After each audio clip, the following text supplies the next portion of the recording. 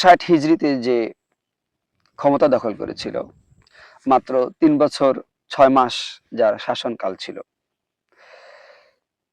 ইমাম সুয়ুতী রহমতুল্লাহ আলাইহি বলেন, ইন্নাহু রাজুলুন ইয়ানকিহু উম্মাহাতাল আওলাদ ওয়াল বানাত ওয়াল উখওয়াত ওয়া ইয়াশরাবুল খামরা ওয়া ইয়াদাউস সালাহ।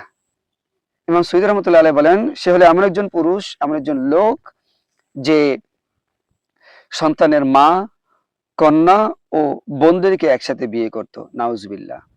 যে মদ পান করত, যে নামাজ ছেড়ে দিত।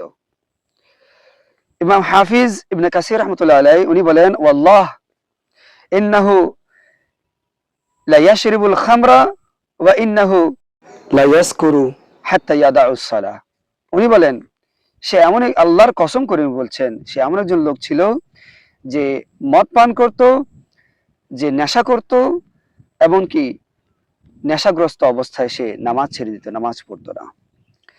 রাসূল পাক সাল্লাল্লাহু আলাইহি সাল্লাম ভবিষ্যৎবাণী করেছিলেন, হালাকাতু উম্মতি আলা ইয়াদাই গিলমাতি মিন কুরাইশিন। আল্লাহ রাসূল বলেন যে আমার উম্মতের ধ্বংস রয়েছে কুরাইশ বংশের কিছু যুবকের উপরে, যুবকের হাতে, যে নাকি কাবা শরীফের গিলাফে আগুন দিয়েছিল, যার কারণে মসজিদে নববীতে ৩ দিন আযান ও ইকামত বন্ধ ছিল, যার হাতে রাসূল পাক সাল্লাল্লাহু আলাইহি সাল্লামের প্রিয় নাতি ইমাম হুসাইন রাদিয়াল্লাহু তাআলা আনহু শাহাদাত বরণ করেন। অবশ্য বুঝে গিয়েছেন কার কথা বলছি।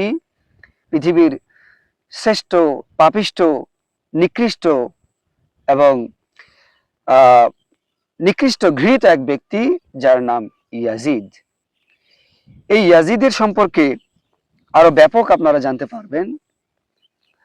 এই ইয়াজিদের চরিত্র সম্পর্কে, ইয়াজিদের কীর্তিকলাপ সম্পর্কে, তার ইতিহাস সম্পর্কে আরো বিস্তারিত আপনারা জানতে পারবেন একটি বই যদি সংগ্রহ করেন। এটি হলো সেই বই যার নাম ইয়াজিদের হাকিকত, অর্থাৎ ইয়াজিদের বাস্তবতা, ইয়াজিদের বিস্তারিত ইতিহাস সম্পর্কে আপনারা জানতে পারবেন, যেটি রচনা করেছেন আমাদের বাংলাদেশের একজন প্রথিত যশা আলেম দ্বীন আল্লামা হাফেজ মুফতি মুহাম্মদ ইকরামউদ্দিন দামাত বারাকাতুহুল আলিয়া, যিনি বর্তমানে ইংল্যান্ডের ব্রিস্টল সেন্ট্রাল মসজিদ, কেন্দ্রীয় মসজিদের খতাবতের দায়িত্বে রয়েছেন, এবং বর্তমানে মার্কাজে আহলে সুন্নাত বারকাতে রেজা কুমিল্লা, এই সংগঠনের পক্ষ থেকে এটি প্রকাশিত হয়েছে। আপনারা ওখানেও যোগাযোগ করলে এই কিতাবটি পেয়ে যাবেন, এবং স্ক্রিনে দেওয়া নাম্বারে আপনারা যোগাযোগ করলে ইনশাআল্লাহ আপনারা বইগুলো পেয়ে যাবেন।